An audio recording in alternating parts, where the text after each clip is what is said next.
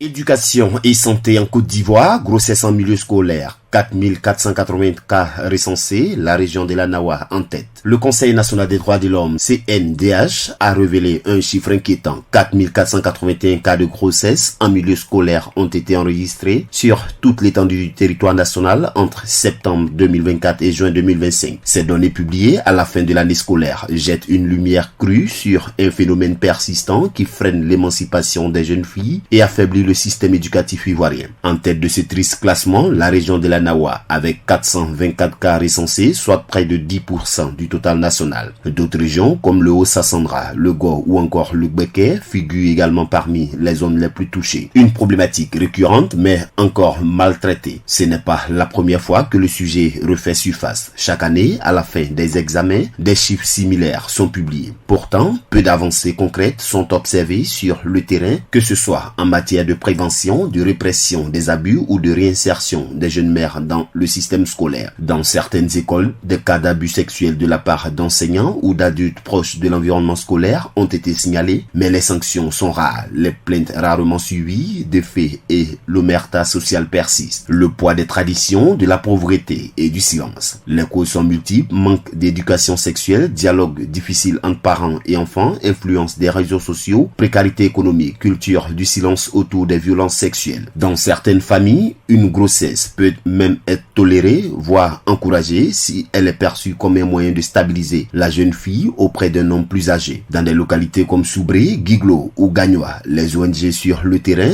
alertent aussi sur la normalisation de rapports sexuels précoces, parfois avec des commerçants, transporteurs, voire enseignants. Que fait l'État? Que faire collectivement? Le CNDH, en publiant ces chiffres, appelle à une mobilisation multisectorielle. Il ne suffit plus d'énoncer les statistiques, il faut former les enseignants et surveillants pour détecter, prévenir et dénoncer les situations à risque. Punir sévèrement les auteurs d'abus, y compris lorsqu'il s'agit de figures d'autorité dans les établissements. Favoriser le retour des jeunes filles à l'école après l'accouchement avec des dispositifs de soutien psychologique et matériel. Renforcer les campagnes de sensibilisation communautaire, notamment dans les zones les plus touchées. Mais plus largement, c'est une véritable éducation à la responsabilité sexuelle qu'il faut intégrer dans les programmes scolaires et les médias. Car l'école ne peut pas être un lieu de reproduction de la vulnérabilité, mais bien un espace d'émancipation pour toutes et tous. Un enjeu de développement national. Derrière chaque grossesse scolaire, il y a une trajectoire brisée, un potentiel gâché, une jeune fille parfois poussée hors du système éducatif. Il s'agit donc non seulement d'un problème de droits humains, mais aussi d'un enjeu majeur de développement. Une société qui ne protège pas ses enfants compromet son avenir.